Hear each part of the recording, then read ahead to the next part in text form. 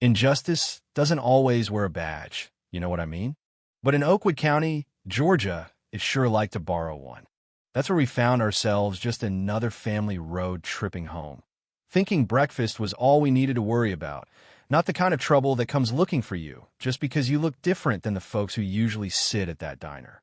See, that morning was golden, the sort of sunlight that makes the highway look like it stretches forever, and my wife Tasha was double-checking our bags, like always asking if I'd checked under the porch swing for her son Malik's phone, because he's always dodging his AP Physics homework, even if he'd swear otherwise.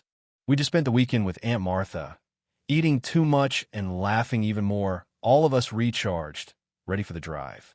Malik, growing tall and bold, wanted to know about my time as a Navy SEAL, though I downplayed it with stories about angry dolphins instead of the real risks. That's what parents do, right? Keep it light, even when life can get real heavy. Anyway, by the time we hit the back roads, everybody was thinking about breakfast. Tasha scanning for somewhere local, Malik already hungry, me just wanting a good cup of coffee. We pulled into my place, a diner that had seen better days, paint peeling and pickup trucks out front, the kind of spot where the world just seems to slow down. Inside, it was all cracked vinyl and old men sipping coffee at the counter, conversations that stumbled a bit when we walked in, curious eyes, a little cold, but nothing we hadn't seen before. Malik spotted a Confederate flag near the kitchen window, yellowed with age, and Tasha's hand found mine under the table. We're here together. We're strong together. That's what her touch always means. The waitress, Betty, wasn't unfriendly, just cautious. Led us to a booth near the window, handed us menus, poured the coffee. Malik tried to focus on the food, but you could feel the tension like static in the air. That's when the bell over the door jingled, and in walked Officer Malister, all boots and leather, the kind of guy who makes a room change just by being in it. He sat at the counter, talking too loud, making a show of if his eyes kept finding us, his words full of respect and uniform, and all the things folks like him use to remind you who's really in charge. Malik tried to talk about college programs. Tasha kept the conversation moving, but the room kept shrinking, every laugh from the counter a little too pointed. Then the officer made his way over, acting like he was just being friendly, but it was clear what was happening, asking for IDs, hinting at some incident in town, zeroing in on Malik, who hadn't done a thing. The room fell silent. Folks pretended not to watch, but you could feel every set of eyes on us. Tasha protested, calling harassment, and I did what I was trained to do, calm, kept my voice level, but made it clear we weren't going to be bullied. But Officer Malister didn't back down. Told Malik to stand up, try to force the issue, and when Malik hesitated, Malister grabbed his arm, hard, thinking he could intimidate us. What he didn't know was that my SEAL training didn't leave me when I left the service. In one smooth motion, I had Malister's wrist in a hold, turned him away from Malik, and let him know quietly, professionally, that this wasn't going to go the way he thought. The whole diner saw it. Phones started recording. Somebody whispered, "That special force is right there." And in that moment, the tables turned just a bit. But the fight wasn't over, never is, not really. Sirens wailed outside, backup coming fast, and the sheriff himself, Dale Cotton, strode in like he owned the place. Folks were ordered out, phones threatened, evidence to be buried, witnesses silenced. Malik and Tasha watched as I was cuffed, led out to a patrol car, Cotton telling his deputy to keep me off the record at a remote substation until I say different. That small-town power for you, quiet threats, blocked phone lines, credit cards suddenly declined, motel doors shut in your face. Malik's fists clenched, Tasha's voice broke as she called lawyer after lawyer, doors slamming every time. But this story isn't just about the bad guys.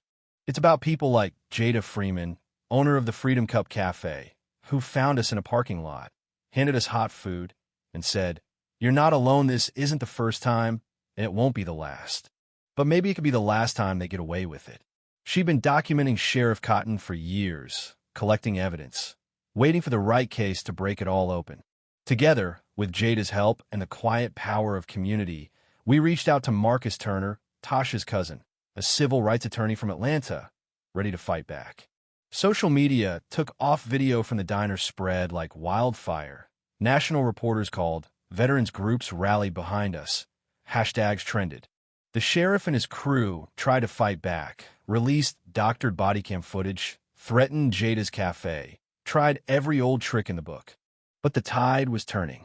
Meanwhile, I was in a cell, mapping the place with my mind, watching guard rotations, planning, because survival isn't just about muscle, it's about patience, about waiting for the right moment. There was a guard who slipped me a note. Feds at the gate. Be ready.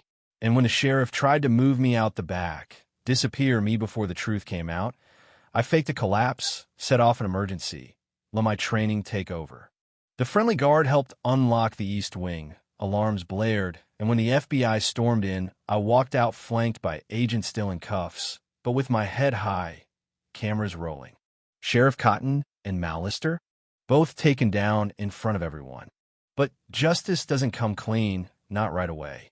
There was violence. Malik was jumped by deputies' kids, Jada's cafe, trashed, hate spray painted on the walls, the old guard still fighting dirty. But the case grew stronger, more voices joined, old wounds brought to light, civil rights lawsuits filed, evidence piled up until there was no hiding from it anymore. Malik stood at the podium in the community center, scars still fresh, but his voice steady, telling younger kids, strength isn't about how hard you can hit, it's about what you stand for, what you endure. The mural on Jada's cafe wall showed Martin Luther King Jr., Rosa Parks, and now, quietly in the corner, our family too, because our fight had become everyone's fight. Main Street changed. The diner got new owners. The police department got new leadership. Kids played in the street without fear. Malik got his scholarship, Stanford, engineering, a future no one could take from him now. On our new porch, Tasha leaned against me, watching Malik pack for college, both of us remembering that night in the motel, scared and alone, and realizing we'd made it through, not just for ourselves, but for everyone coming after. Justice isn't something you ask for, I told her, watching the sunset. It's something you take back inch by inch, soul by soul. So what would you have done? Where do you draw the line between keeping the peace and standing your ground? Share your thoughts. Was justice really served? Or does the fight just move somewhere else? Drop a comment below. Subscribe for more stories that challenge what you think you know. And don't forget, sometimes the quietest people carry the loudest truths.